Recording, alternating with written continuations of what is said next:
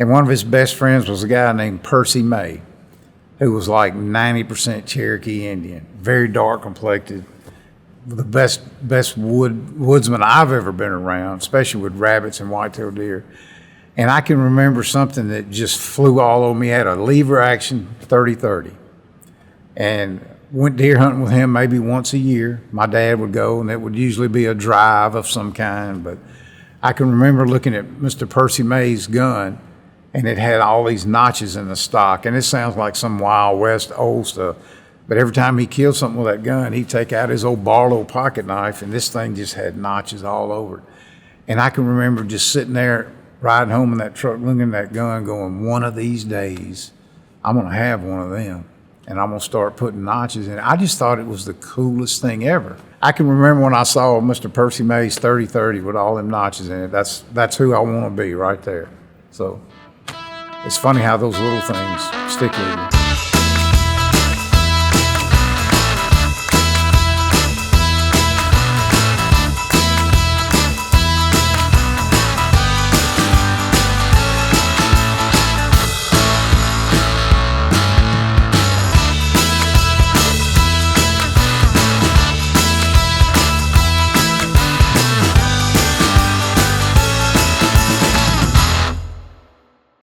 Because I wanted to start this off by saying thank you for something.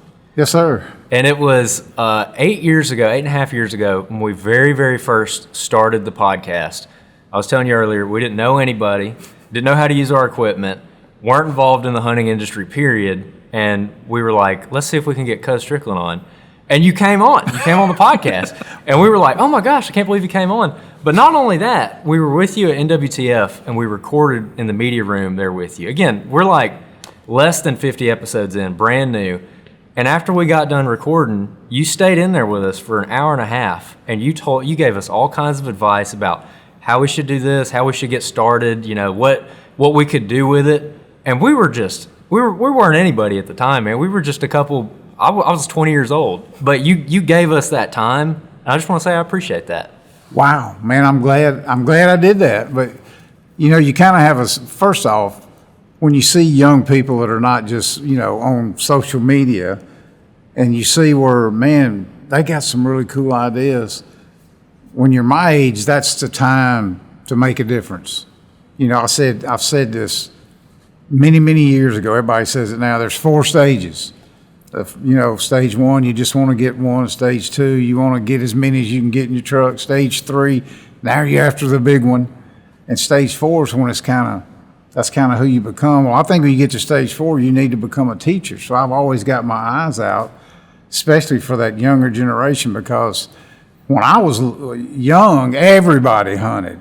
You know, I'd go to high school with the gun rack in my truck with a gun in it. Nobody would blink an eye. It's not like that anymore. It's harder for young people. So I'm glad you said that. I'm glad I took that time. I didn't have any ulterior motive that you were going to be famous with this thing and come back and revisit us in however many years, but that makes me feel good.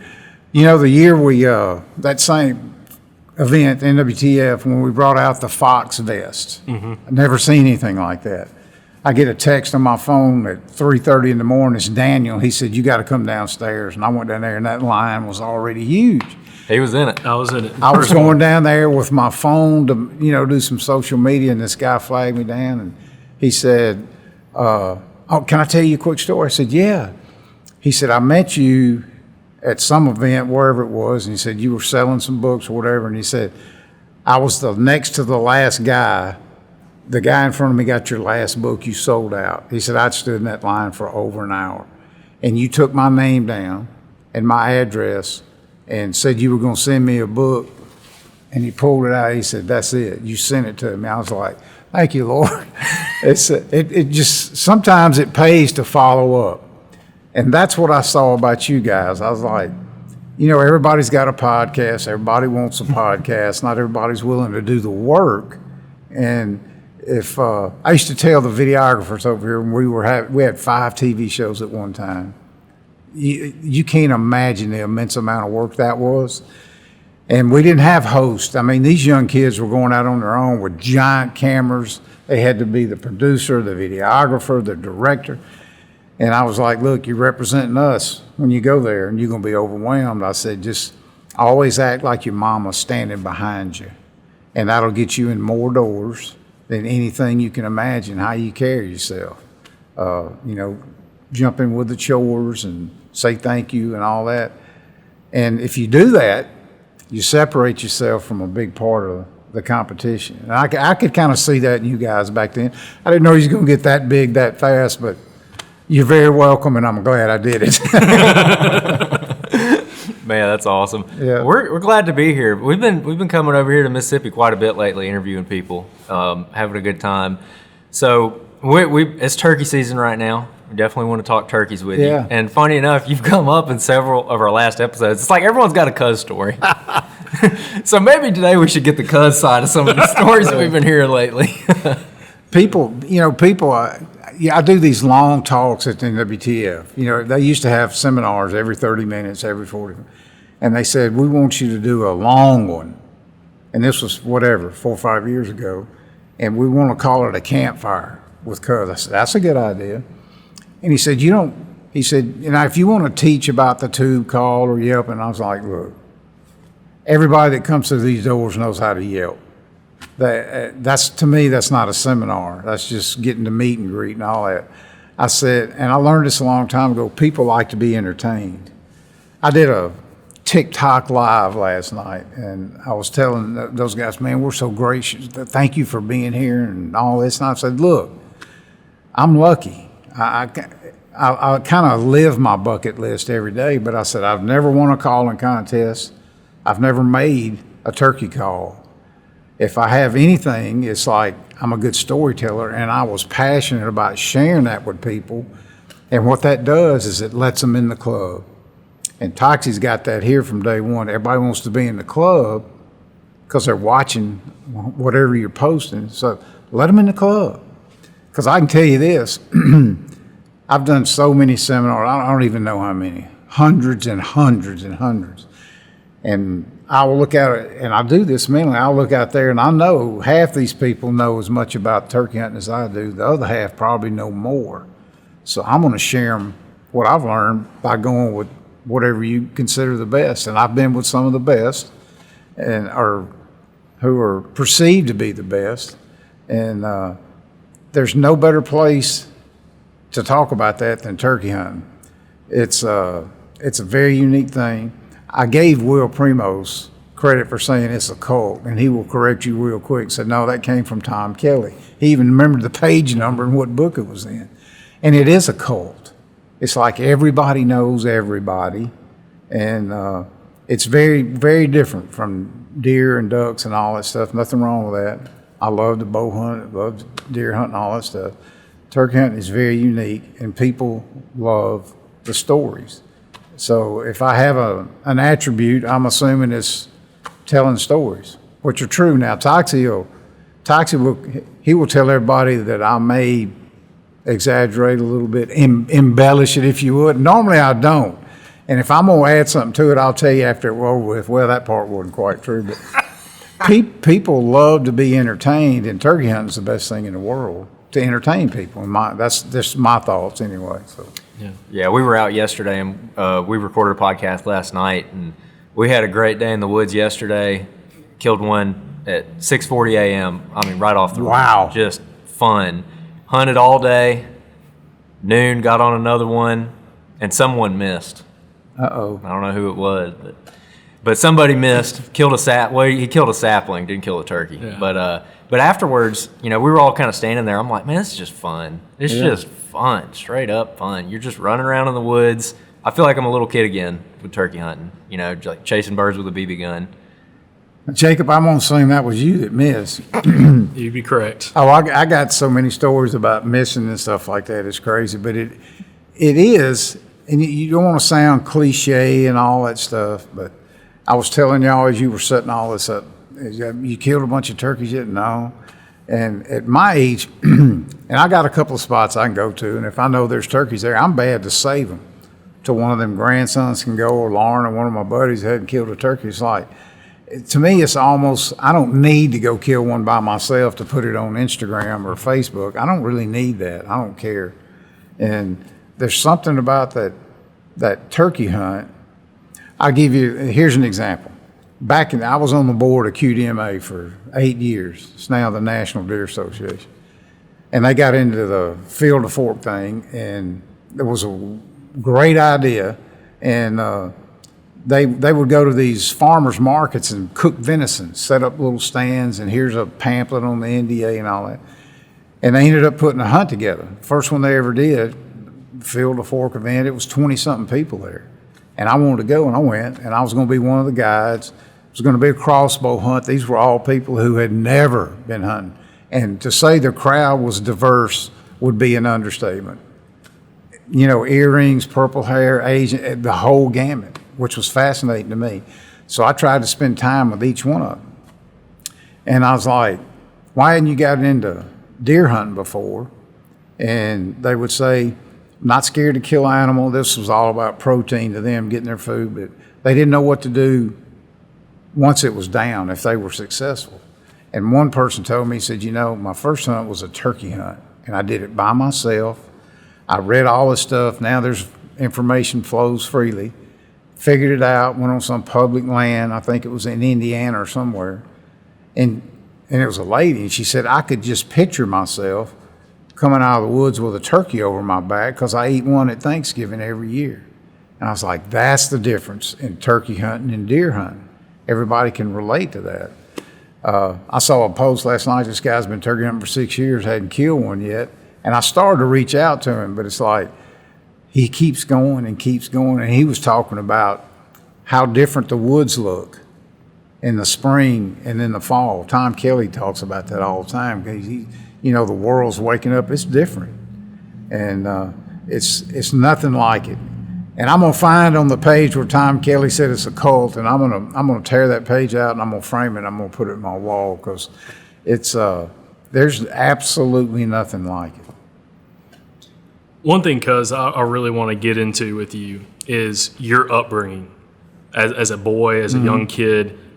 Were you raised in the outdoors, and how did you get even introduced to hunting? Yeah, the hunting thing was kind of an accident. My dad was a 20-year Army guy, little bitty guy, and but there was no. I mean, everything was like toe the line. I wasn't scared of him. He was just hit that generation, the World War II generation. They just didn't play. Here's the rules, and you stay by the rules. There wasn't any gray area. But his deal was, when he retired, got out of the service, he went to work for the local newspaper. And that's kind of what he did in the Army. He wasn't like a combat veteran. He was just a veteran, warrant officer, wrote stuff, wrote orders. He's a good storyteller. And but his deal was fishing.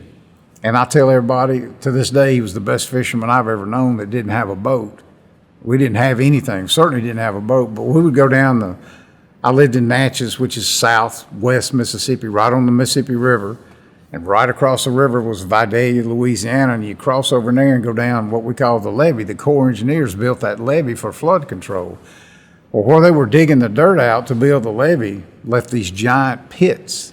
They called them borrow pits because they were barring the soil. But we just called them the bar pits. But, you know, when the river would come up, it would flood and it would go back down. Those bar pits were full of fish, every kind of. So that's where we did most of our fishing. And he was good at it. But he didn't hunt. He may go with us. I had a buddy that deer hunted when I was in ninth grade. I would go with him. He got his driver's license for it. Homochitto National Forest. That's the only place I had. Sandy Creek Wildlife Refuge. It's a WMA now. Grew up on that place. I could take you there right now and walk just about every inch of it. I'm telling you, I knew every inch of it. Never thought about turkey hunting out there, although I saw some turkeys. Interesting thing, I went with my dad, who was the sports editor. He had an old camera, looked like it had an accordion on the front with those big bulbs, and he actually took pictures of them trapping turkeys in the Homochitto National Forest out there. The big first old cannon nets that had concrete, coffee cans filled with concrete, and he took some pictures of that, wrote a column about it. So that kind of stuck in my mind. And And I read an article. I talked about this last night. I read an article. I think it was a big one too, Field and Stream or something. About the guy was interviewing Ben Rogers Lee about turkey hunting in Texas, of all places. And Ben Lee was talking about the guy who took him out there, and there was. I wish all of you young people could have seen Texas 40 years ago. Wow. But anyway, supposedly Ben Lee got out, and the guy said the next fence is a mile away. You can hunt all this. And he went to cross the fence, and when he pushed the barbed wire down, it squeaked in the staple, and a turkey gobbled. And supposedly he called that turkey up, squeaking that barbed wire. And I was like, I got to try that. And so I went and bought a Lynch jet slate, little square thing with a peg coming out of it, and made some sounds on that. And by this time, I had joined my first hunting club. It was $60, and I saved all year for that hunting club, just because there were so many people in the national forest. Got on a turkey the first day, and I sat there and I called. Every time I would squeak that call, it would gobble. And this went on for, I'm telling you, 2 hours. Now, he was across the creek. Looking back, I mean, I could have shut up and went down the creek and crossed and killed him like that. But when I left there, I knew two things. My hand was ruined from doing this. I had to literally stop and pull my fingers apart. But I had never been that excited about anything, and it just overwhelmed me. Everything was about turkey from that point on, and it still never went away. Now, am I going to do like Dave Owens and park at the trailhead at 2:30 in the morning like you guys? No, I'm over that. Does it mean I'm not as excited about it? Yes, I'm still as excited about it. And but growing up, kind of self-taught, made a lot of mistakes. Couldn't use a mouth call forever because of my gag reflex. I would actually I bought a mouth call, took my knife and made an X, cut a hole in it, and tied a piece of dental floss to it. So when I was driving down the road, I could start trying to make, and if I felt like I was going to gag, I would just pull it out. Can't imagine what that looked like.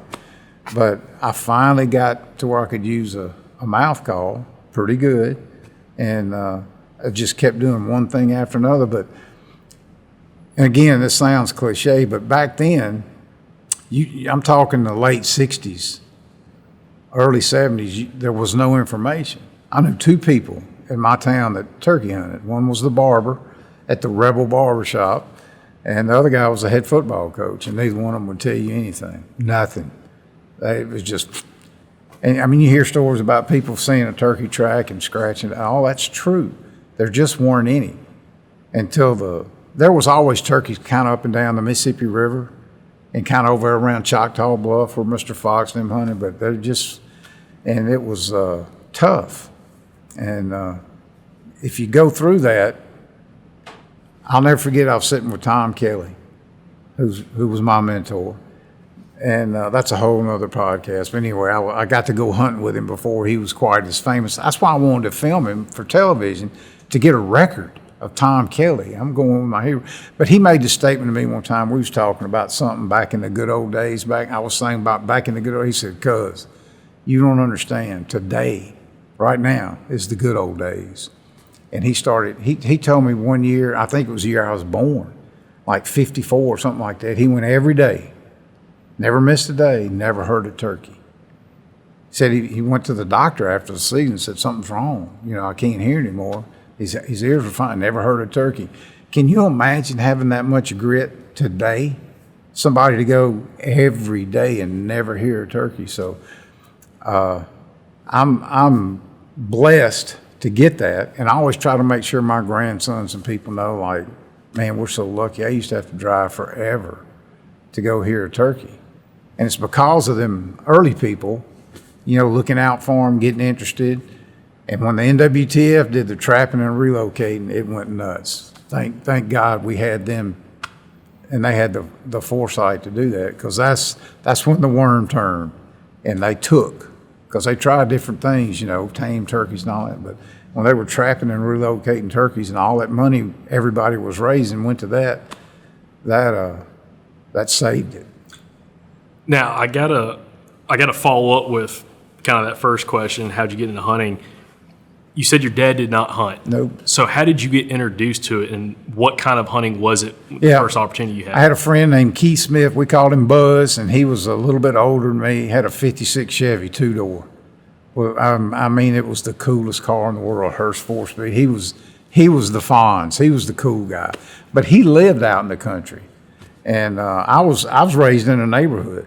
I used to ride my bike over to the golf course when I was 8, 7, 9 years old, looking for golf balls, selling them in the woods like I was a drug dealer, because the guy would run you off if you did that. Psst, hey, But he was raised in the country, and he was always hunting and fishing. I could fish good, but he was always hunting. I was like, man, I want to do that. And I went a little bit. My dad would go rabbit hunting every once in a while. I'm going to tell you a story. I don't know if I ever told this, but my dad and 3 or 4 of his buddies, this would have been in the early 60s. I was 7, 8, 9 years old. They started a thing called the Junior Sportsman's Club, and it was for underprivileged kids to go hunting and fishing. Now, how cool is that? And we would do a rabbit hunt, and we'd go run trot lines, and we would go fishing. But I always had that, man, I want to go hunting, because I would rabbit hunt. But Keith, Buzz, my buddy, he deer hunted out in the Woodsmanship National Forest, had a side-by-side 12-gauge Stevens double barrel, and he put buckshot in it. So I worked and worked and worked, and I bought the exact same gun, a Stevens breakdown double barrel. And I don't think I killed a deer there. The first deer I killed was on some public land south of there, going down toward Woodville. And it was the first time in Mississippi history, I think, they had a doe day. It was one day, and I killed a doe with that shotgun, and you'd have thought I was Indiana Jones. I had never been so proud of anything in my life, and figured out how to field dress it and all that. And then when I got my driver's license, it was over. I went every day. My senior year in high school, I missed 46 days. The principal called me, and he called me Strick. He called me, and he was a buddy of my dad, and he said, Strick, if you miss one more day, you ain't walking with your graduates. You're going to have to do something else. And if I'd have missed one more day my senior year, and all I would do is I'd get dressed like I'm leaving school straight to the Woodsmanship National Forest. I used to think I loved it more than anybody. And now with the flow of information, I was like, I'll watch you guys or Dave Owen or somebody's like, I don't know if I love it that much. It's like humbling, but it's good to know that excitement's out there. But again, had one kid, one buddy of mine who deer hunted some, and that was my thing until I found turkey hunting. And then everything else was you did before and after turkey season. So did you ever have a hunting mentor? Since, again, it didn't seem like you had any family members that hunted, or was it a lot of self-taught? Like, how did that work for you, especially as like in high school and then getting into your early 20s? Yeah, you got to remember now in 1965, 67, whatever, 60, there just wasn't that much stuff out there. You could watch the American Sportsman come on TV on Saturdays on ABC, Kurt Gowdy, but they weren't deer hunting. They were like bone fishing and, or in Africa, something like that. And I knew I was interested in that, but there wasn't anybody covering anybody else, There wasn't anything to really read about. Not on white-tailed deer, not if you're a middle-class kid at best, living in the country, working in a grocery store. I didn't know who Gene and Barry Wenzel was or Fred Bear, none of those guys till later in life. I just knew I had the burning desire to do that. It felt right. And Gene Wenzel, I ended up getting to be buddies with him, hunted with him, filmed him. In one of his interviews, he was talking about he was talking about. I ended up calling his interview "The Death of the BB Gun." It was phenomenal. And he's talking about back in the day, every kid, every boy got one and all this. And at the end of that, he said, hunting, he said, it's not a sport. That's basketball and baseball and football. He said, hunting is an instinct, like breathing and drinking water. And he said, and we all have that hunter-gatherer instinct. Some people just aren't able to take part in it. And boy, to me, that was impactful, because then I started thinking about all these little kids and living in downtown giant cities. They'll never get to experience that, and I bet you it's in them. So I've always kind of looked at like, hey, everybody's got a story. Just because I'm a good hunter now doesn't mean I'm more of a man than anybody else, because those people like them, Teddy Roosevelt, all that, they got it. They knew what it was. They were blessed to bring up. My dad did enough outdoors to where I was destined, mostly fishing, but they encouraged all the other stuff. And you know, back then we ate all of it, still do today. So it was like Ted Nugent says, it's perfect. And I ain't doing this in France, so. Hey guys, Andrew here with an in the field tip. If you're looking to get more proficient with a mouth call specifically, I recommend going with a call like this. This is the KB hen from Houndstooth Game Calls, and the reason I say this is because of the cuts on this call. A lot of the bottom reeds are exposed. The bottom reeds are where you get your clean notes. So with a call like this that's cut and has a lot of those bottom reeds exposed, it's easier for you to channel your air and find where that clean note is to almost produce like a whistle or a squeak. And once you find that, there's the front end of your yelp. And then the top reed with the cut on it is where you get your rasp. So if you're trying to figure out how to do that clean two-tone yelp, I recommend something like this, the KB hen, to get started. Find that high note, and then you'll be off and running. If you want to check out the KB hen and a bunch of other mouth calls, go to houndstoothgamecalls.com and you can use the promo code Southern25 for a discount. So it might be the off season, but we're still always thinking about whitetails. And if you're looking to get more mobile this fall and you're looking at saddle setups, the two most common designs you're gonna see are a single panel design or a double panel design. They both have their advantages and disadvantages. A single panel design is gonna be more comfortable right out of the box, while a double panel design is gonna be much more adjustable and customizable to your fit. We always say on the podcast, saddles are kind of like boots. Different people are going to like different things. As a general rule of thumb, I found that heavier set guys typically like a single panel more than they like a double panel. But other than that, it's just really a matter of preference. I personally use both of these saddles. This is the Method 2 from Latitude, and this is the Lone Star from Latitude. I will say that the Method 2 is really nice because it's a two-panel design. It's almost like you have a built-in back band that'll take a little bit of pressure off your back when you're sitting down. But if you're just getting into saddle hunting and you want something that's extremely comfortable right out of the box, the Lone Star is going to be your go-to. It has an advanced hip pinch reduction system in it, so right out of the box, this is going to be very comfortable, and you're not going to have the hip pinch issues that a lot of people have when they first get into saddle hunting. So if you want to be more mobile this fall, check out latitudeoutdoors.com to see these two saddles and a bunch of other mobile hunting gear. We've enjoyed them a lot, and I think you're going to enjoy them too. So outside of turkey calls and a shotgun itself, my favorite piece of gear I've ever bought when it comes to turkey hunting is a red dot sight. My new favorite is the Vortex Viper enclosed red dot. As you can see, this sight is very, very rugged, which is great because I tend to break things. I don't think I'll be able to break this sight, but if I did manage to break it, it's okay because Vortex has their VIP warranty, so they'll replace it, no questions asked. But this thing is built like a tank. Another reason I like it is because it is made for a shotgun that's already drilled and tapped. This gun was already drilled and tapped,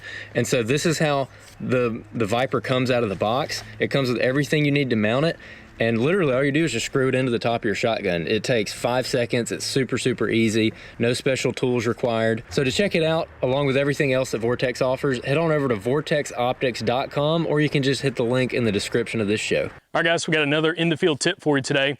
One thing we're doing right now while we're out here scouting is looking at overlooked spots and overlooked by us. One thing we always do while we're in the field is using our tracker on Onyx Hunt to be able to not only see where we've gone, but where we haven't been, and that's what we're gonna go look at. So today, we're actually gonna work up into a drainage that we haven't been to before. We've walked all around it, but we haven't been up in it. And again, it's a very important factor of using the tracker so you can see where you have been and where you haven't. A lot of times those places you haven't been is your overlooked spots. So if you want to try Onyx Hunt, you can download Onyx Hunt today and use the code Southern and save 20% on your membership.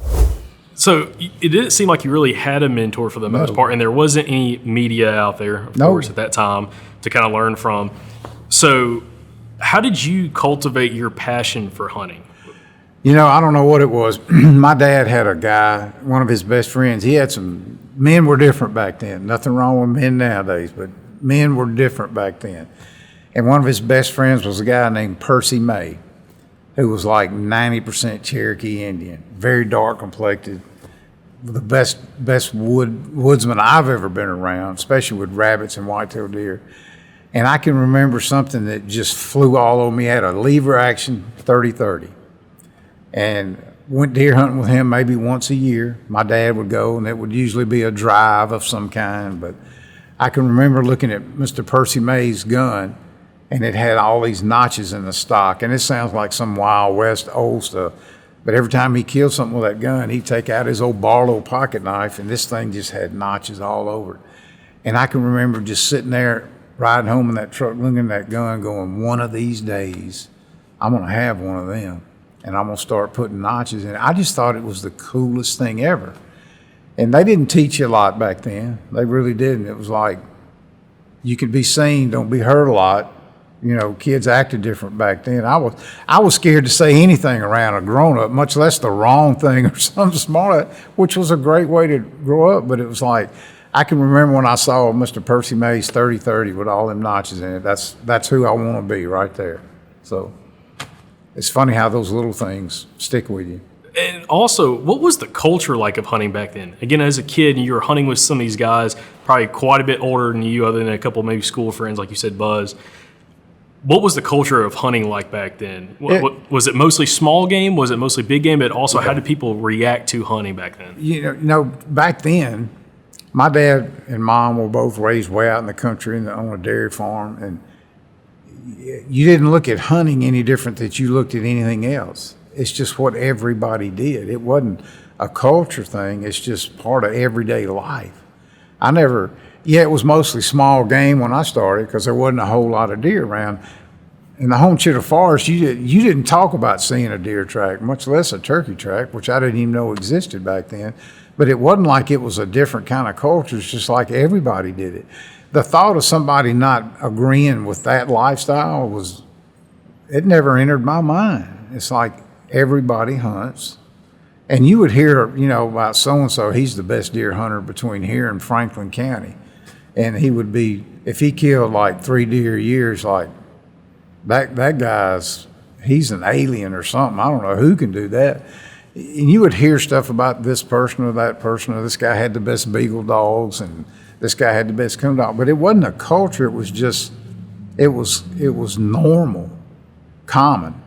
And not so much nowadays, but was blessed to grow up then. But no, it wasn't a culture at all. It was just part of life. Do you ever remember when you encountered your first true non-hunter? I do. And you know, I knew they were around, and I never, you know, I'm in Mississippi, and I ended up working for Mossio, but I still didn't go to those like big cities and all that. You could see. But the one year the NRA did this thing called the Great American Hunting Tour, or Hunters Tour, and it lasted 5 or 6 years. Well, the first year it was somewhere up north. I don't remember. It seemed like it was maybe Detroit or somewhere. It was somewhere, and they had an elk guy, a whitetail guy who was Dick Idle at the time. They had a waterfowl guy. I don't remember who that was, and I was like the turkey guy. It was 4. I think it was 4 of us, and we had a long weekend. This guy would speak, and then this guy would speak, and I would speak. And it was a big deal. NRA's pushing this, and I can remember I flew in there and got a car, and of course I had an atlas and handwritten directions. You didn't have all this to find this civic center, whatever it was. And it was packed. And I remember going to pull in the parking lot, because I'm the turkey guy, I'm going on at 2 o'clock or whatever. And there was all these people out there protesting. And some of them had on bunny suits and had poured red paint on them. And I was like, I thought my first thought was they were making a movie. You know, I was like, and then I realized, no, those were anti-hunters protesting the NRA being there. And I was in shock. I pulled over on the side of the road and just watched for a minute and going, why are these people so mad? Because we're going hunting. And I learned to arm myself with information by listening to great speakers. And we had a show on the Golf Channel called Second Season. We only ran it 1 year because it wasn't profitable.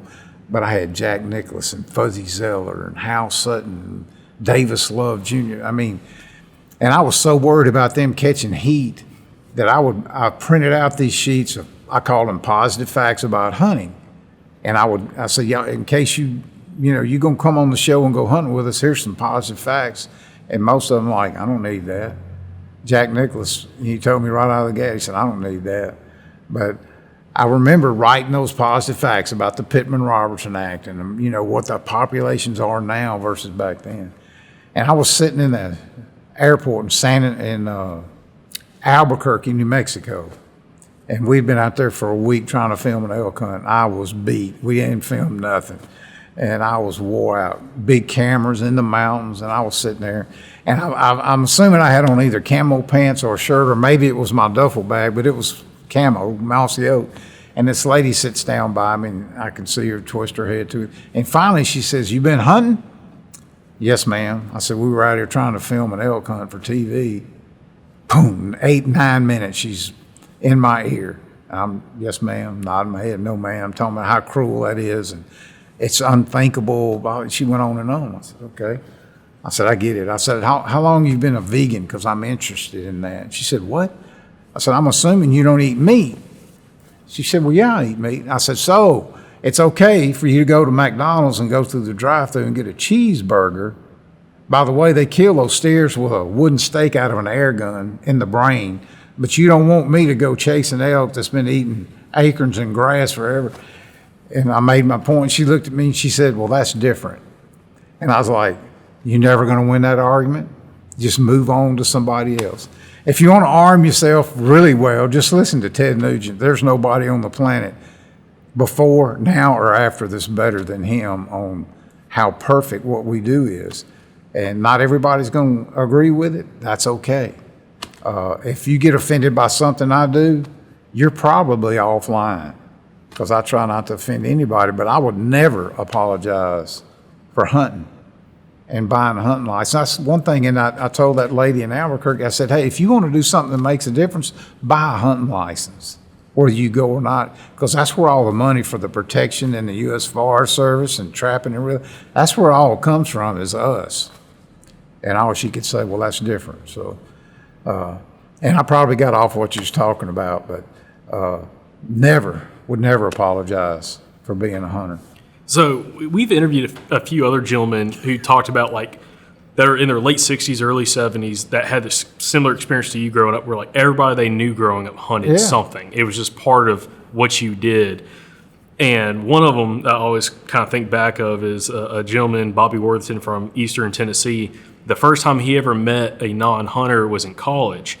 And his first thought was the guy was a communist, because he's like, everybody else I knew hunted except for this guy. And he's like, he was very anti-hunting. He's like, he had to be a communist. That was the first thing that came to my mind. And it's like funny, but it was part of like how he grew up in a small town, very small community, country community, where that was part of just what you did. That's how you provided food. It wasn't necessarily recreation. It's just what your dad did, your granddad did. You did something, whether it was bird dogs, hunting for quail, small game, mostly small game hunting, or the casual deer hunter who would just try to find a deer every year, let alone try to kill one and harvest one. So it's amazing how that's changed, because today's not like that. I mean, you could still find small communities that a lot of people hunt, but it's not what it seems like it was like when your upbringing and some of these other guys we've had on the show as well, where literally everybody had some facet of hunting and recreating that they did outdoors. Yeah, I couldn't fathom, it not being in the culture when I was little, and it's certainly different today. And I took this young kid deer hunting. He was at Mississippi State, and he just wanted to go hunting and all that. So I ended up taking him, and he was in the vet school over there. And anyway, he got a deer. Well, that's the only deer we saw after there, and it was getting late. And I was like, well, this normally ain't like this. But anyway, he made a great shot, and he wanted to field dress it himself because he was in the vet school and felt like he needed to go down that road. So I took him. Great experience. And I showed him, here's how you do this and that. And he knew all the cuts. Had some sausage made, and he sent me a text one time, "Man, I got some smoked sausage up here in the dorm." And saw about a month later, my wife said, "Look at this."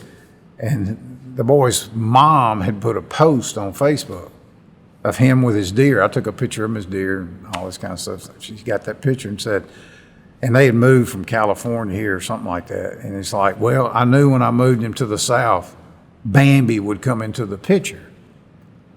And I just handed the iPad back to my wife and shook my head. And I got to thinking about it. So anyway, I found the post, and I went and commented, well, at least now he knows where food comes from. And that's what I wanted with my girls. I had girls, and I was like, I didn't want them to be, you know, some huntress. I didn't care about that. I wanted them to know two things. I wanted them to be able to sit at the supper table and know the lingo, and I wanted them to know where food come from. It's not Walmart or the Piggly Wiggly or Winn-Dixie, and they got it. That's and you can deny stuff to the end of time.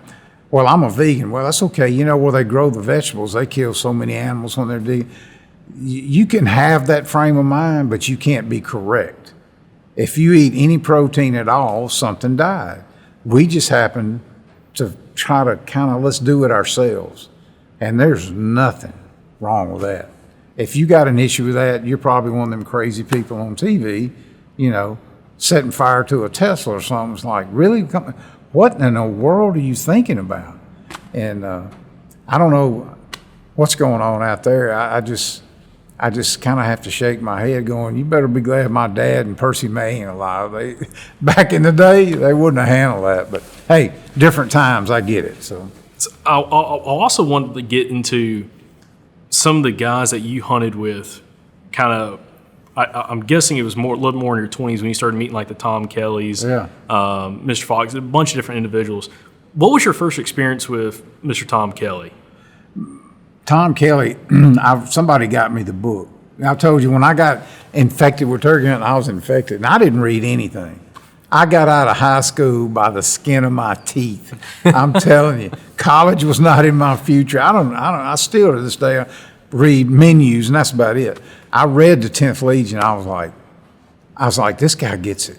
He gets it better than anybody ever seen, and I'd never heard it, you know, put into words like that. So I started looking him up and all that, and I found him at a show. I'm assuming it was probably the first NWTF show he'd ever been. Tiny little table. He had 2 or 3 books. Now he's got 30. I went and introduced myself, and I said, I'd love to film you turkey hunting. He wasn't too fired up about that idea. I said, Mr. Kelley, look at this. I said, I want to help you sell some books. And I said, I'm pretty good at hiding. I'll just follow you. I won't mess your hunt up. And he finally agreed. So I'm pretty excited now. We're going to one of his places. Again, had an atlas, some handwritten instruction over the phone. He had a hunting club he was in. It was mostly deer hunters. Spanish Fort, Alabama, which is close to the ocean, you know, in the bay. And ain't a lot of turkeys down there. But we went. I got there the night before. He's a little gruff back then. He's a lifelong military guy. He wasn't going to pander to you or nothing. I slept in my truck. We got up, you know, we went hunting the next morning. I left all my stuff there. I just had camera gear and mossy oak head to toe. And we walked and walked. He ain't said nothing. And I'm just following him. You know, we went in his truck. And he got out and shut the door. And I'm just following him now. He ain't said a word. I'm like, he does not want me here. And we went, and I'm going to sit down right there. Okay. So I got way back behind him. And I didn't know. And finally, we heard a turkey or two, maybe. I know we heard one. And it took forever. And he pulled out his box call, very lightly. Nothing answered. And I think he yelped one more time. And I clearly heard the turkey I know was there pitch down. And he waited, and he waited, and he waited. Little sound, nothing. So after about, I don't know, we'd been there for an hour or 2 hours. He gets up and puts his call down and just starts walking. And I'm back behind him, just, you know, his ball and chain. And he'll stop every once in a while. He had a crow call, and I think somebody made it. It wasn't, and I don't think you could have heard it 50 yards. And we did that for a couple of hours, went back to the camp. He fixed him a sandwich. Saw him eat a tomato. I was like, that's country right there, just eating tomato like it was an apple. Didn't hunt in the afternoons. Went back the next morning, and I actually sat down in my same butt print from the day before. And same thing. This turkey gobbled. He was a little bit more to the right this time. Same, yelped a little bit, flew down. So we're walking around, and we went to the opposite direction and got down in this bottom. It was real pretty. A little stream running right there. Had a few oak trees going down it, so if you squint, it looked pretty instead of cut over in pines. And he blew his crow call, and I said, he went to walk off, and I said, Mr. Kelley, you mind if I call? I don't care. And I had my tube call under my shirt. I didn't have anything else. And I pulled that tube call out because I was wanting to film him killing a turkey. Bap, bap, bap, bap. And he grabbed that thing and pulled it up. And he was looking at it and said, "Why ain't you been tooting on that damn thing the whole time?" First time he no idea about cutting and running and stuff like that. And he was fascinated with that. And I said, well, I kind of get filmed. I get paid to film encounters. And I said, I've always been lucky making him gobble that thing. And he asked me a bunch of questions. And I'm thinking, I'm explaining something about turkey hunting to Tom Kelley, who to me was Mickey Mantle, if you're a baseball guy. Mm-hmm. But anyway, Tyson and I took him to Texas, got him a Rio. I took him to North Dakota, got him a Miriam. And to have been present to watch him do that and to see that we added more to his turkey hunting world was priceless. But I'm telling you, the old school people, that's how they did it. And had a magazine. I don't know if you remember Life magazines. He would roll them up and put them in his back pocket. That was his turkey vest. He'd put that thing on the ground, sit on it. And I actually got to see that. And it's like, how cool is that?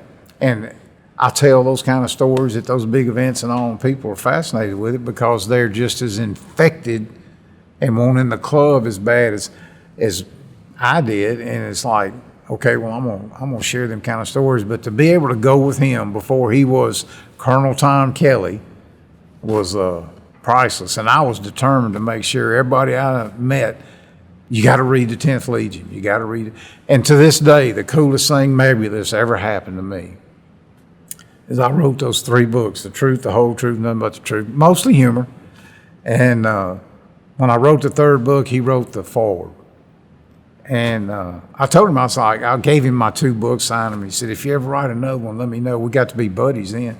And what he wrote the foreword for that book, and I read it and I cried like a baby. I was like, there's nothing cooler than to have Tom Kelley write the foreword of your book. And by that time, we had hunted 12, 15 times, and that's the coolest thing ever. Every once in a while, I'll grab that book. By the way, I got y'all one sitting over there, and just read what he read.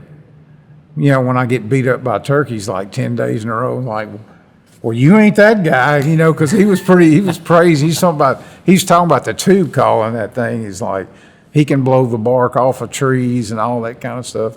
And he got to where he was a fan of that. And but to have Tom Kelley write something about you, which I'm totally not worthy of, I don't know if it gets any cooler than that. Man, that's awesome. And we hear that a lot about, especially that older generation of turkey hunters, that it's yelp 2 or 3 times and sit there for a long time, and don't be loud or anything like that. It makes me curious because you were talking about your first encounter with a turkey with a little jet slate, and you cramped up your hand calling on it so much. How did you develop your calling style, where maybe it was a little bit against the grain compared to a lot of the guys that maybe you would have learned from or just heard about how they hunt?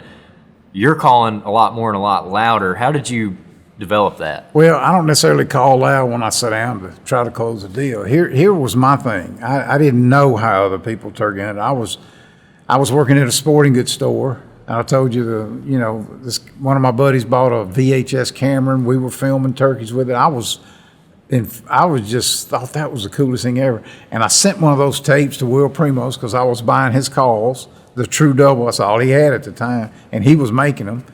And he calls me at the store and said, could you film one of those hunts with a big TV camera? I said, I don't know. He brought that thing down here. It was enormous. I don't even have any pictures of that one. It was crazy. Anyway, that's how the truth started. That next spring I filmed with that thing. But I went with Will some, and he called a good bit. And I went with a couple of other guys that didn't call hardly at all. And I was, in my mind, I was like, I don't think I'm doing this right. And Will had a tube call, and I said, what's the deal on that? And he said, well, I can gobble on it. And I was like, I ain't gobbling at a turkey. But anyway, he gave me one. And then they had an elk call. Well, the difference in the elk call and the turkey snuff can, whatever, is the elk call had a reed that snapped on. So the tension was always the same. I could never get really good on the ones that you stretch the latex over and put a ring, because they moved. How can you practice with that? And it's just like running a diaphragm upside down is what it's like. And so anyway, I got one of those elk calls, and the reason I wanted that thing is because I knew it would generate a lot of volume. I saw this hen, I was filming one time, I saw these 5 hens coming down. This cow trail's in the middle of a pasture, it's a dirt trail, you've seen thousands. And she gets to the bottom, right before she gets to the bottom of that hill, she jumps up in there, bap, bap, bap, just for no reason. Wow, turkey gobbled in the woods. I was like, got that point. Anyway, after they finally got on by me, I eased on down there. There was a snake laying in that, and I'm thinking she just walked up on that snake and got, but anyway, she cut it in the turkey gobble. I said, I'm gonna figure out how to make that sound. And I could make it on the call with the silicone reed because I could figure how much tension to put on. So when things were not, and I didn't use it much, but things were slow, I would do that, and I would do that, and I would do that. Boom, turkey would gobble. Then I could sit down, because it took me a long time. Now, it wouldn't take me as long as it did y'all setting all this stuff up, but it took a long time to set that camera gear up. Giant camera, a lead head tripod with wooden legs, cable this big plugged into a recording deck with a 3/4 inch tape that lasted. It takes you a minute. So if I could make one gobble way off and kind of pick me a spot, then I would have time to get all that out, get it hidden. So to me, it was like, I need to do that. And it was still in a time where people weren't doing a lot of aggressive stuff. And, but it was working for me. So I just kept doing it. And finally, Will took the silicone reeds. They were silicone, now they're latex or something. They're still pretty good. But that original silicone reed on that thing was like nothing you ever heard. And I didn't call on it a lot. I would do a slight 2 or 3 notes, bap, bap, bap, and then listen. Because you go with so many people, they run their owl hoot so long, turkeys gobble, and they don't hear it. But man, it was working so good for me. And it was kind of so against the grain that I just didn't talk about it much. And people still say, yeah, you call loud. And no, I don't really call loud when I sit down. I just ain't gonna sit down until I got one to hunt. And I've kind of always been like that. I'm just not gonna go to the clover field and sit there for 3 hours. I ain't doing that. But I can make one gobble with that better than anything I've ever used. Now, can other people do it? Sure they can. I don't personally think they can generate as much volume as I can. Maybe that's because my head's gigantically big and there's a big sound chamber up there, but I will not leave to go turkey hunting without that. And I don't care if you're in Texas or Tennessee. It doesn't matter. Florida, they answer that if they're going to answer something. And it's a shot gobble. It's like they didn't mean to or whatever. And maybe you could do the same thing with air horn. I don't know.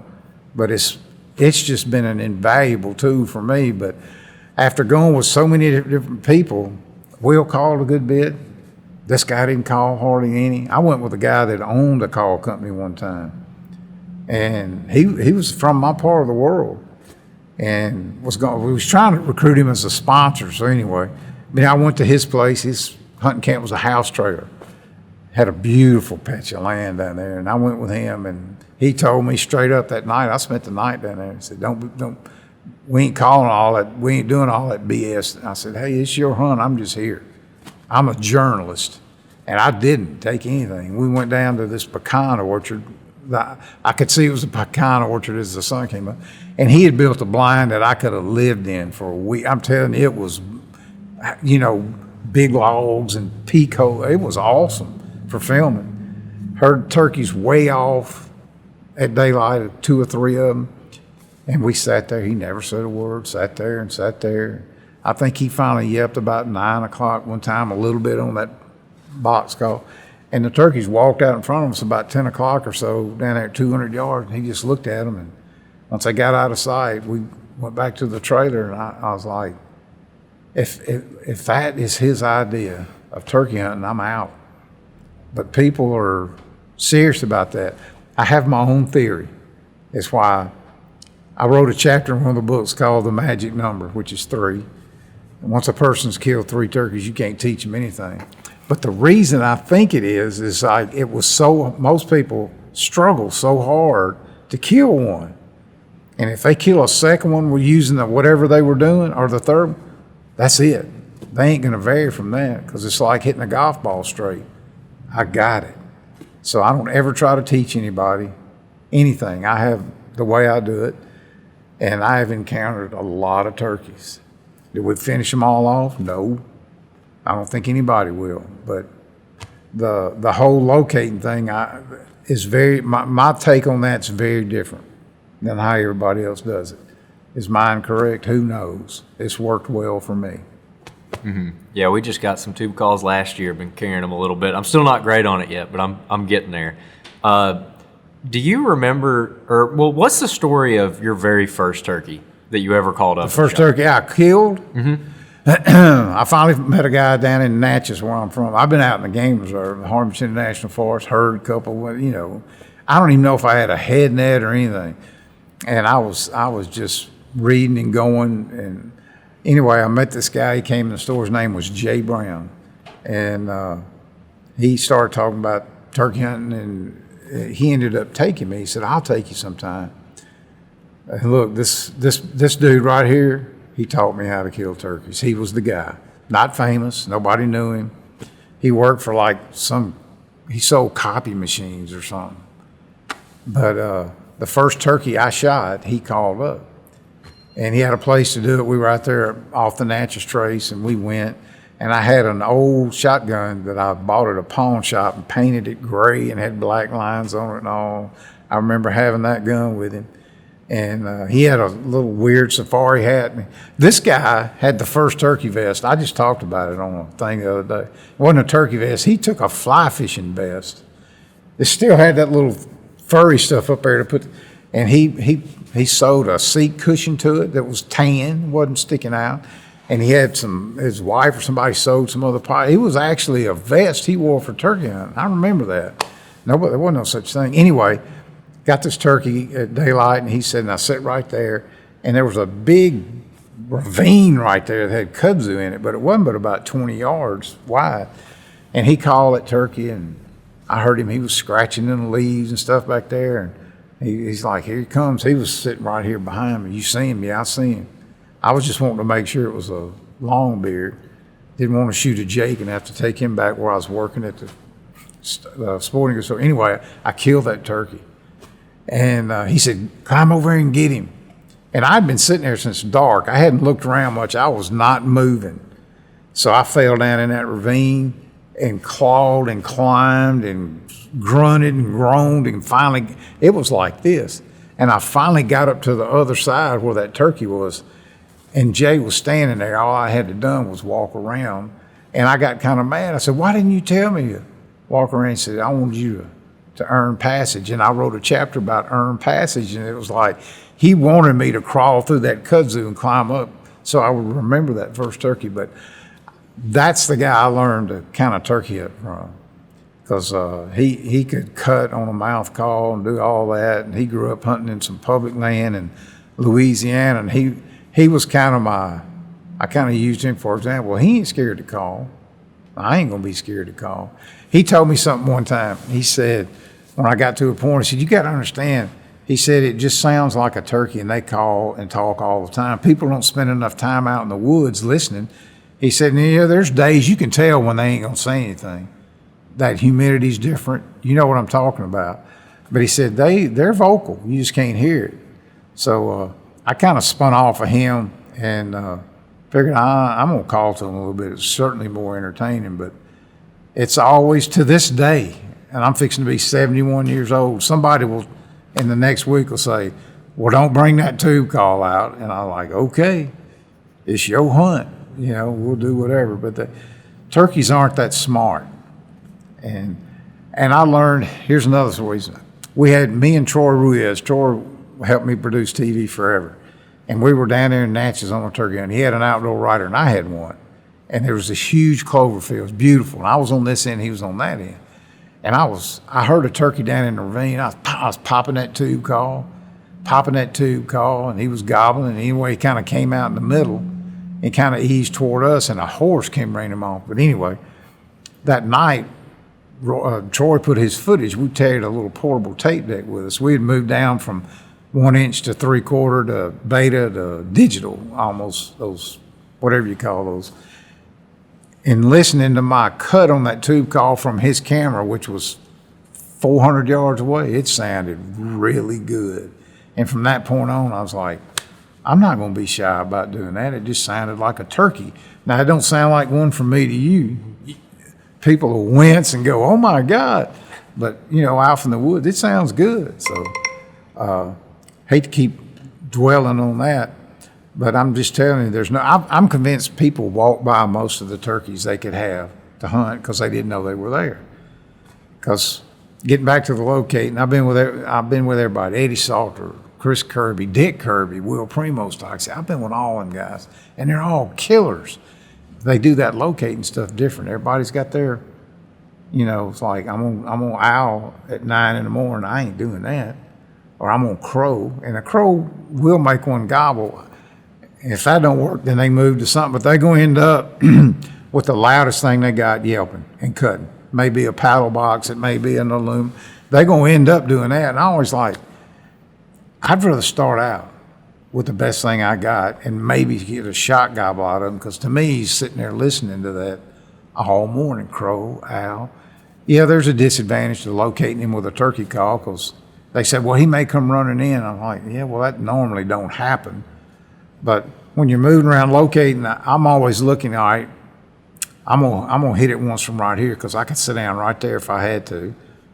I ain't like walking. I saw a guy doing a tip on TikTok the other day, a well-known dude, and he was in the middle of like a 40-acre plowed field, trying to locate, and there's big wood lines over there, and I'm like, what are you gonna do if a turkey gobbles at you right there? So there's a technique to that. But I'll tell you, and here's the difference in a turkey hunter and turkey killer. Went with Eddie Salter, and we were at I can't remember the name of it. I just had a picture from there. Anyway, we had a bunch of riders down there and all that. And I was with Eddie filming. We had an outdoor rider, and we were moving around, and boy, he can cut loud on a mouth call. And he was doing his thing. And we pulled up to this one spot, and he had to go use the restroom. So he's around in the truck, and I was looking down through these pastures, and I hit that tube call. He had done yelp once, turkey gobble. Well, for the rest of that, and we went down there and didn't kill him, but for the rest of the time, we'd get out, and Eddie'd look at me and say, cut at him. He didn't care. It didn't make any difference to him who made the turkey gobble. That's a turkey killer. Now, he didn't need the tube call. You don't need it and all that. That's what I need to convince myself, all right, I've run through this ground, nothing's gobbling. But there's a big difference in a turkey hunter, turkey call, and a turkey killer.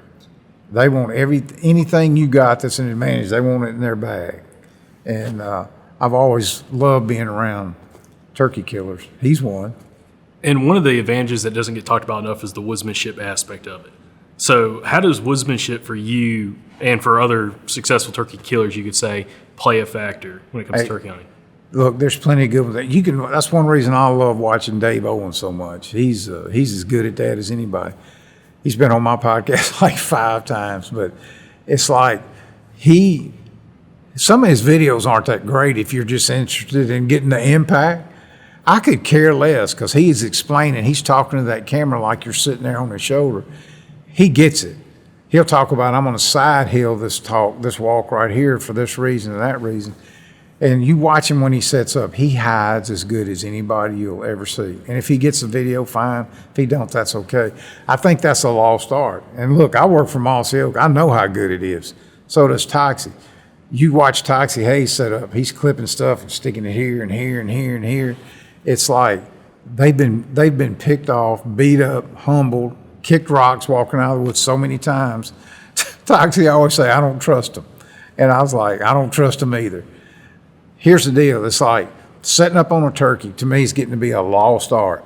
Because I was like, okay, I think I could call him in here. And then I'm turning around facing the other way, seeing what's behind me. I don't want him to get to any point where I'm at where he can see 50 or 100 yards behind me and see there's not a hen, because I ain't going to have a decoy out there unless I'm with a wounded vet or something. I don't have anything against decoys. Don't get me wrong, but if I'm just hunting, I ain't carrying all that stuff. So looking at your back cover and picking out that spot where you need to park and set up your camp, to me, it's kind of getting to be a lost art.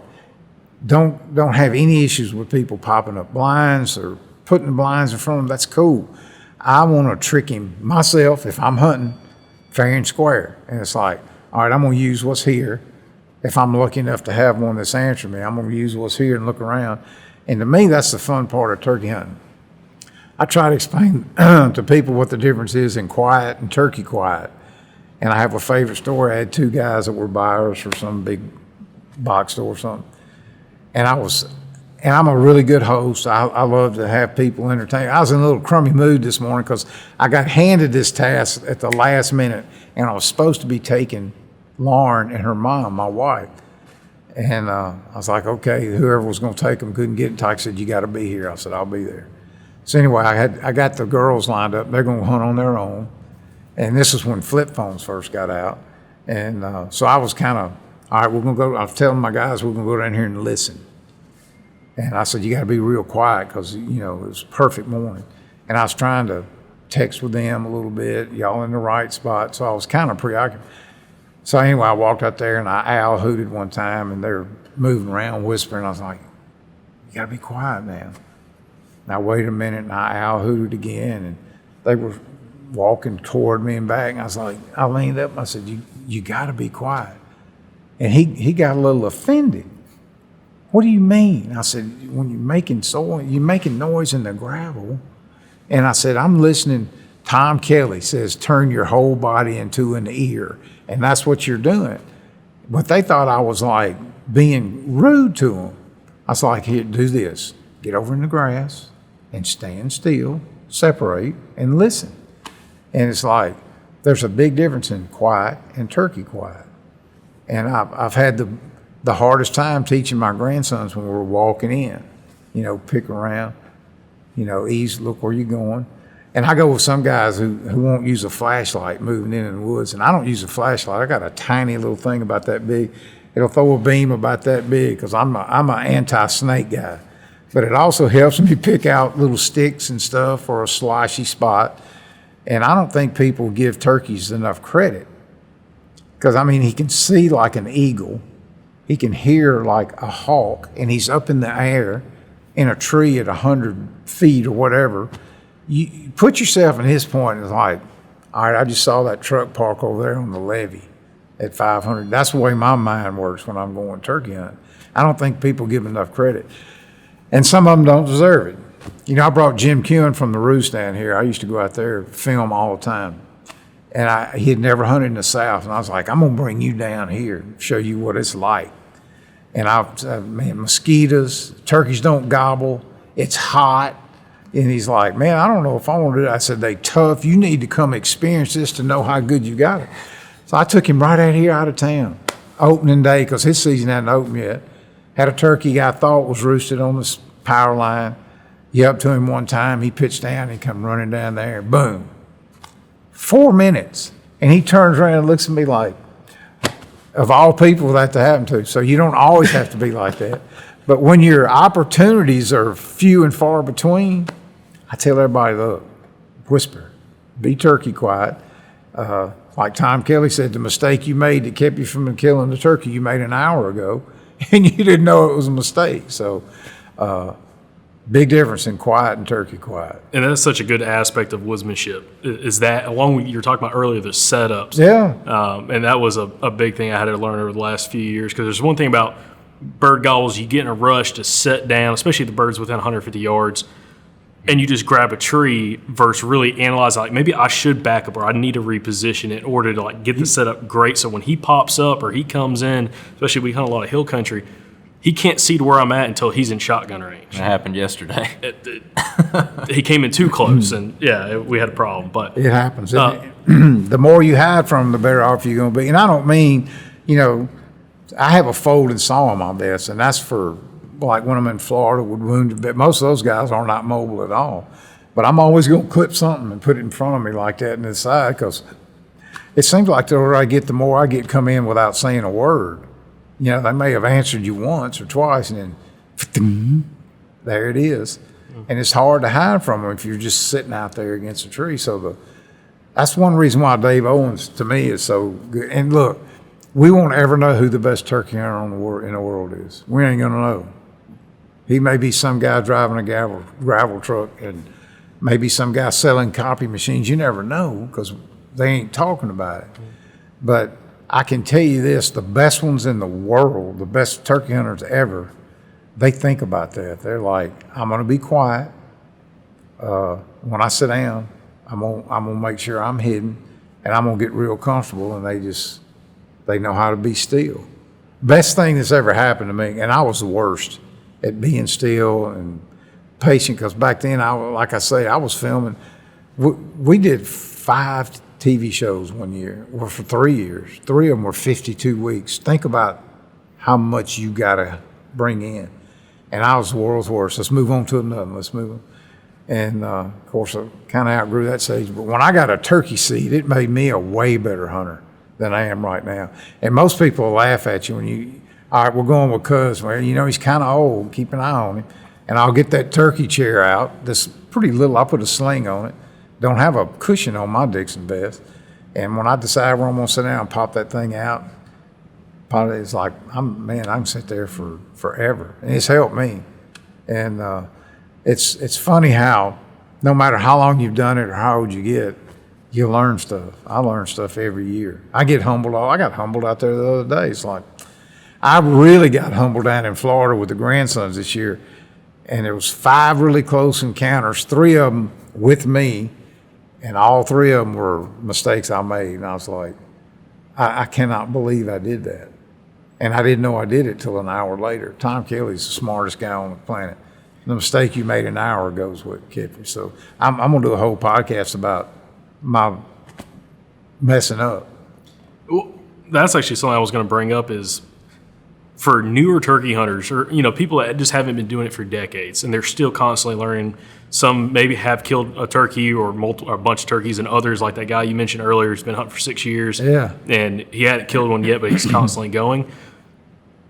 What would you tell individuals like that about how to learn from mistakes to try to not speed up the process, but get them more of an effective hunter and woodsman in the field and not completely constantly keep doing the same mistakes, but learn from those mistakes? I think that's very hard for a lot of people to do, is to learn from mistakes and try to get past them so you can be more successful. Yeah, well, if you don't know it was a mistake when you did it, you're not going to learn anything. I had a guy sent me a private message the other day. He's going somewhere, and I've never been there. It's public land. What do you think? What should I do? I said, go on Facebook, find Kansas turkey hunters. They probably have a state chapter or whatever. I said, find one and send some private messages. What WMA do I need to go to? There's nothing like, and you can do this. There's people that'll do that. It's like find somebody that's been doing it a while and go with them and just ask them questions. You'll still find that rare lone wolf who don't want anybody around him, don't want to see my truck. But there's so many people. It's like, yeah, come go with me. Or say, look, I got a place I think's got turkeys on it. Come, you can shoot the turkey. Just let me go with you. There's nothing better than going with somebody that's been there and done that. That speeds up your process 5 times, as far as I'm concerned. If you can't, there's so much information flowing now. I can't imagine if that would have been that kind of information when I started, how much better I would have been early on. The reason I was able to be successful filming turkeys for Will and all them is like, those were kind of the golden years for turkeys. There was a lot.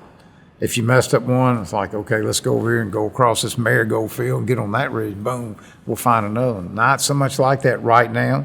I think we'll figure all that out, but it's like it was enough turkeys back then where I could keep up with my mistakes and say, don't do that again. But look, if you can find anybody, go to an NWTF banquet in your area and just start glad handing, introducing yourself. And find somebody to go with, and that'll speed the process up a lot. Don't check your ego at the door. I had to do that with food plots. When I first bought my little piece of property, I'm like, I'd walk in the co-op and they're gonna think, well, he should know everything, and I didn't. And it was hard for me to ask questions. Well, how do you do a soil sample? You got to check all that at the door and go find somebody that knows how to do it. Speed that process up. That's the best advice I could give anybody. And that's a really good point about almost finding a turkey hunting mentor. Again, it seemed like something you didn't necessarily do. You learned a lot of it on your own, but that will speed up somebody's process. And also, as long as you're willing to ask some questions, but also pay attention to what that other individual you're hunting with is actually doing and really analyzing it on the hunt, you can pick up so much from someone like that.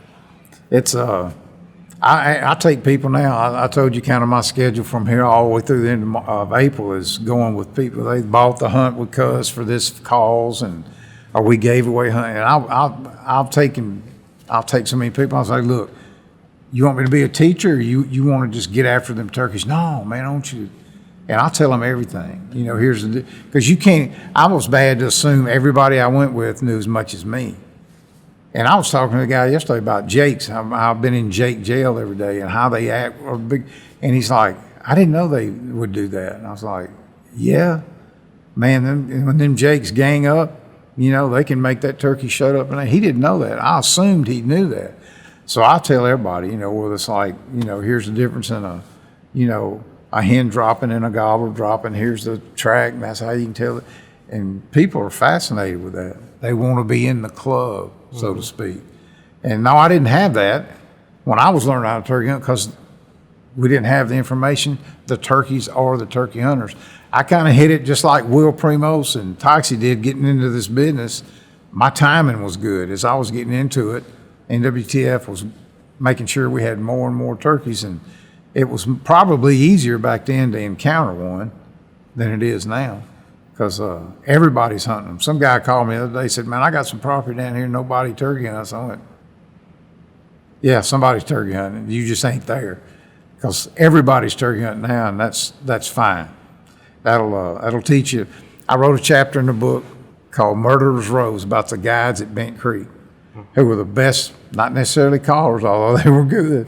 Their low impact skills were the best I had ever been around. Because they had to hunt the same place every day, 30-something days in a row. And it wasn't like 20,000 acres, like 2,500 acre tract. That sounds big, but you go there with a different customer client, you know, 2 or 3 of those guys a week, you gonna have some low impact skills, how to get in, how to get out. And that's when you learn some woodmanship skills, not bumping them. That's always a goal for me, don't bump them. We make them come back here tomorrow. I'm always erring on the side of, that's close enough. Let's see. So that's the people that do it, especially in the Southeast for a living, that have good low impact skills. They're the real turkey killers. Well, can you give us a couple examples of what those guides would do in order to have a lower impact while hunting the same time? Look, I wrote a chapter about it. There was a guy named David Gardner. David Gardner at Bent Creek, his nickname was Flat Get It. And he was about, I don't know, 5'9", 120 pounds, soaking wet. Last person you wanted to hook up behind when you got big camera gear. He would go up to his territory, which was 30-something miles from the lodge, and they had all kinds of roads and stuff, parks on the pavement right off the side. That's the last time you're going to see that truck. He's hitting the woods, and he's walking fast, but he's walking quiet.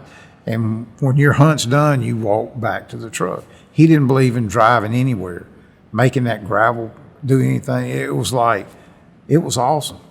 Mr. Jim Bedwell, they called him the Butcher. And he was notorious for not calling.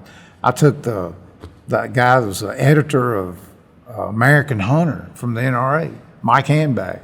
Took him up there, and they sent me Mr. Bedwell. It's kind of like Tom Kelley's hunt. You know, herd a turkey away across a clear cut, and he yelped a couple of times, and we walked. And we go back for lunch, and I'm going to tell the guys on the lodge, hey, send me with somebody else. He comes up and said, I want you to go back with Mr. Bedwell. I'm like, oh, Lord. So I get in the truck, we're driving up there, and he drives just like he calls, like 10 miles an hour. Got a toothpick in his mouth. He said, now, cuz, I don't call as much in the afternoon.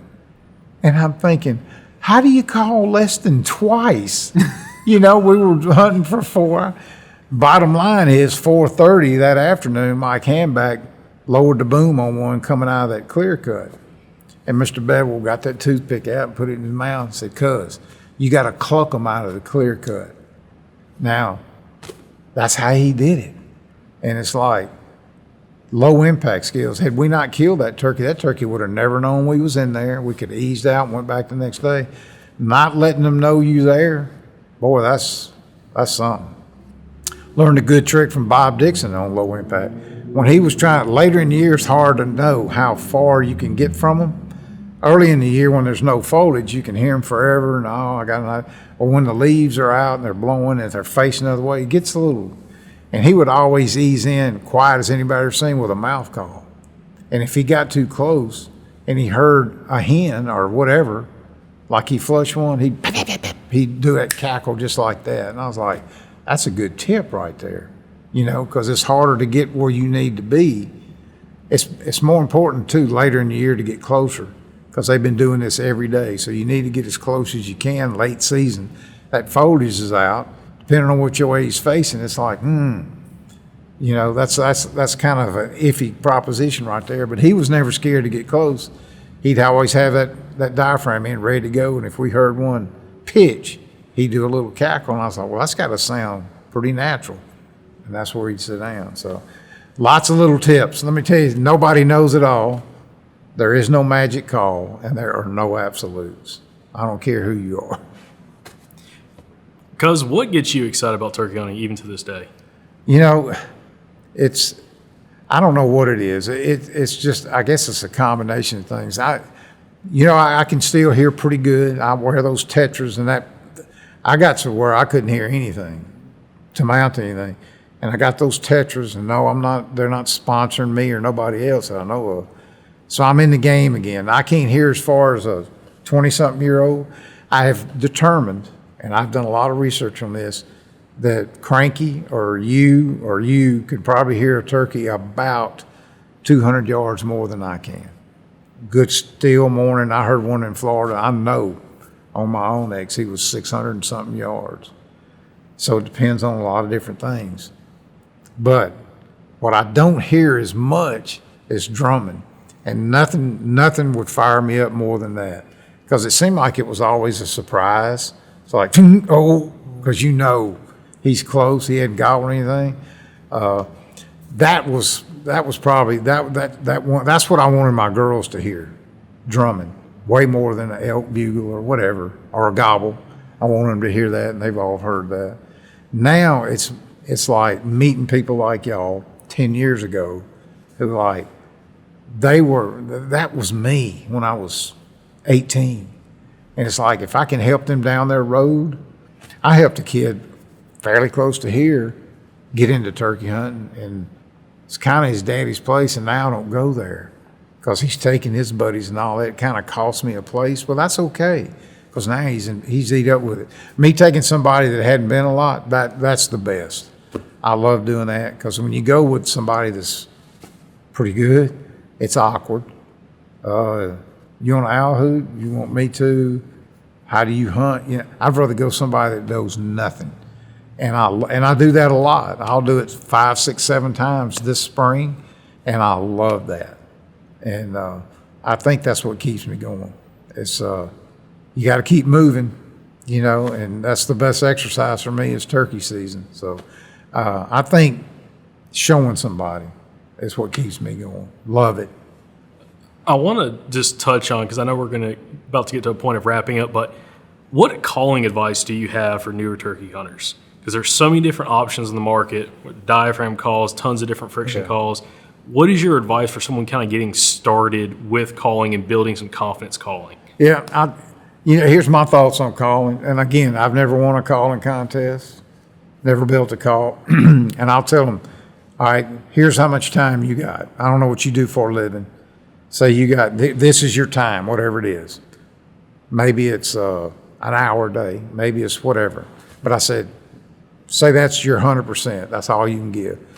20% of that time, if you're just getting into it, go get you a single-sided box and listen and get that cadence right. Pow, pow, pow, pow. That other 80% of the time, find a place that's got turkeys on it. Because if you find a place that you can go that's got turkeys on it, you're going to figure all that other stuff out. It's so overrated. I can't tell you how many hundreds of thousands of turkey hunts I'd be on. And, man, we're going with all that. And I'll yelp nothing, turkey standing there. And I'll tell them, that It's why calling makes very little difference. I said, you can be the best turkey caller in the planet. Whoever. You could have won the world of Grand Nationals back to back to back. When you go into the woods, you're just one hen, and they're everywhere. So keep that in perspective. Spend 80% of your time finding turkeys and a place to go, and the other time, you kill any turkey on the planet with a single-sided box if you can make a yelp with it. It's all about when to do it and where to do it from. So don't get tied up thinking you need to sound like Dave Owens or Matt Moret or somebody else. Probably ain't gonna happen, but it don't need to, and I'm living proof. I love that. Yeah, absolutely. Yeah. Andrew? Yeah, we were just talking about it yesterday with his brother Thomas, who's a new hunter, and Jacob mentored Thomas last year. It was his first year really turkey hunting, and they killed their 4 in Alabama. Thomas got 4 birds, and man, like he's eat up with it now. And he went out opening week of Bama season, and he lost his striker for his pot call. He's pretty good on pot call, and so all he had was his mouth call. And he ain't good on a mouth call. Yeah. But it didn't matter. The turkeys liked it. He called one up and killed it. And that goes to show the woodsmanship, the setup, knowing how to hide, and being in a place where there's turkeys. That's most of it Sure right it is. there. Yeah, and you can drive yourself crazy, too, trying to get really good on a mouth call. I was just telling him yesterday, I've been running a mouth call for like 14, 15 years. I'm still not good at it. That's the mystique part of it. It's not the important part of it. Mm-hmm. And it's all good. You know, I love listening to those guys at the Grand Nationals. It's humbling. I've been in a few calling contests back in the day. It was humbling. And but it ain't that big a part of it. I've been on so many hunts where, and look, I got a 2 call that you could hear from here to Walmart. And it don't always work. But it's like, if I need that, I got it. Sometimes they're just not going to talk, and you don't need to take it personal. Just kick rocks all the way back to your truck, come back the next day. Because the calling's very overrated. And I've been with some of the best and deep down, you know, you got to think some of those contest callers, yeah, I'm a little bit better than that guy. No, you're not. When you get the right combination like Dave Owens or Paul Butchke or Chris Kirby, who are that good at everything, then you got the trifecta. Because they understand, they loved it enough to get better at that. And that's a hard combo to beat. I've never been that kind of caller, but thank goodness you ain't got to be. Yeah, absolutely. I got one more question I wanted to ask you, and that it's in regards to taking your kids or grandkids hunting. So my daughter is actually going to be 2 tomorrow, so she's a little bit too small to take out. But I'll take her out. We roosted one before opening day this year. She went with me, and we roosted one, and it was fun. And I think she heard it gobble, but I'm not totally sure. But as she gets a little bit older, there's a lot of people out there listening who have kids that they want to take hunting, and that's a big part of. You're always posting about your grandkids. You've been talking about them. This podcast. What is your advice for bringing a kid hunting? And just to add a little more color to the question, there are a lot of guys who are really, really, really into hunting will sometimes burn their kids out. It seems like they go a little too hard, too fast. I'm just curious on your thoughts on that and kind of how you approach it. Yeah, well, that's the easy answer for me because I had all girls, and I wanted them to spend time with me. The best thing, and I wrote an article about it for the QDMA magazine. It's like, check your ego at the door. You got to come to grips, and it's harder for a turkey hunter as a deer hunter. You got to come to grips when you take them. It's not your hunt; it's theirs.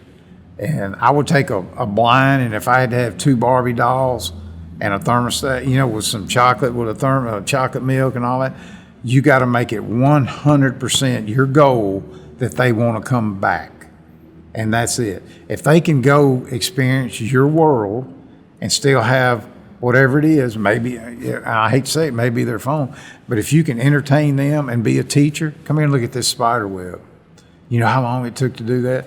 You got to be at complete peace with knowing from this moment forward, it ain't about me. It's about her or him. And your goal has got to be, I want them to come back. Because if you're like, you see them Little League guys who want their son to be, the best there ever was, and they're paying for this instructor and paying for that, and they're just making it too. That don't work out in the woods. They gotta kind of come to grips with that and see that you're like, well, he's the coolest teacher ever. And then all of a sudden, it ain't about the hunt. It's almost about the hike as much as it is anything else. And if they can hear a turkey or see a deer, that's cool.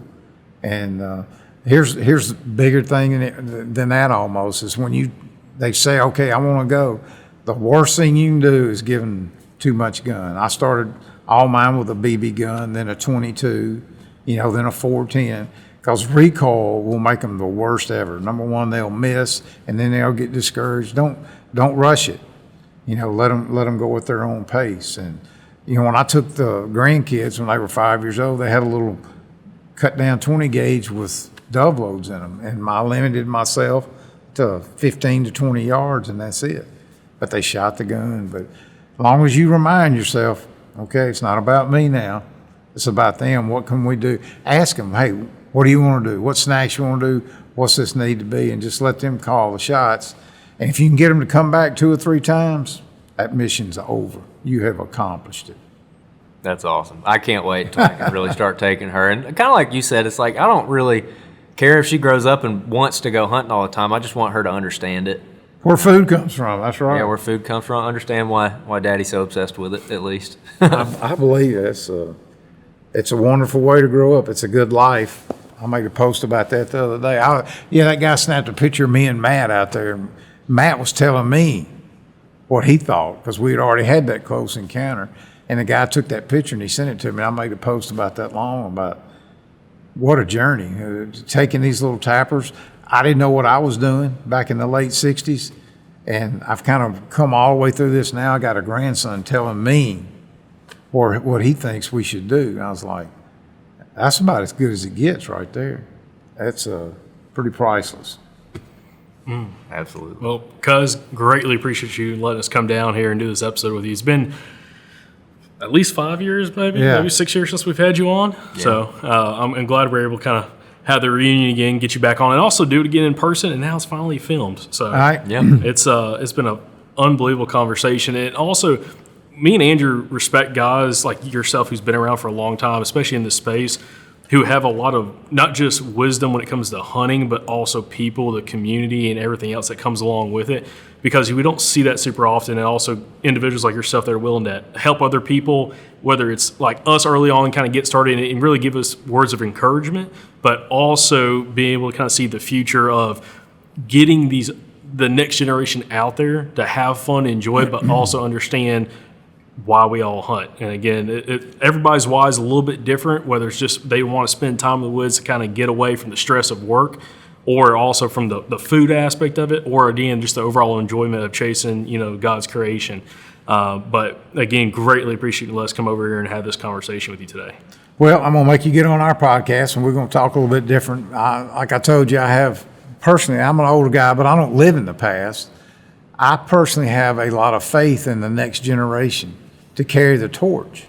And it's very important to me that their message is kind of all the way across the gamut, and they know what they're talking about. And so I don't hesitate to help people. Like I say, I get a lot of faith in watching the young people ask the right questions. It seems like their cheese meter's pretty good, and you can't just pull the wool over their eyes. So people like y'all are going to be the next Tom Kelley. One day y'all will be on somebody's podcast, hopefully in your 70s, telling some kid who hadn't even been born yet what your thoughts are. That's the end game. So thank you for keeping us old guys relevant. And also, how can the audience members, if they want to hear more of some of your stories and also some of your interviews, of course, with their podcast, Fistful of Dirt, how do they go about finding that? And then also, if they want to follow along for all your, not quite daily posts, but sometimes you'll post daily. Yeah. If they want to kind of follow you on social media too. Yeah. Of course, the podcast is available everywhere, not on video. I got a face built for radio. That's why I don't video my podcast. It's every Tuesday it comes out, wherever you get podcasts. Instagram and Facebook is Cuz Strickland. I even have a TikTok. It's Cuz Strickland. I think I put the original Turkey Thug logo up there. I'm fascinated trying to figure out TikTok, but there's a lot of hunters out there, but you got to find them. You got to get your algorithm right. And I've spent weeks not interested, and I found some. So I think it's important for me to get my message on the social media platforms because people y'all's age, if it's not there, you're not going to see it. I tell old guys all the time, I can't find your podcast. I don't do Facebook. And I said, shame on you. Get your son, get your grandkid to show you how to do Facebook at least, and open your thing up so you can at least, I get so much inspiration and knowledge from comments.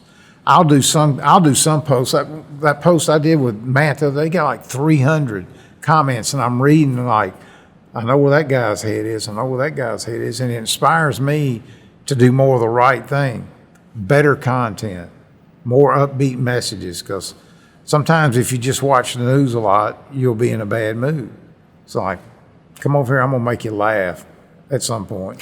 I'll tell you how bad of a turkey hunter I am. So it's important. As things change, you got to change with it.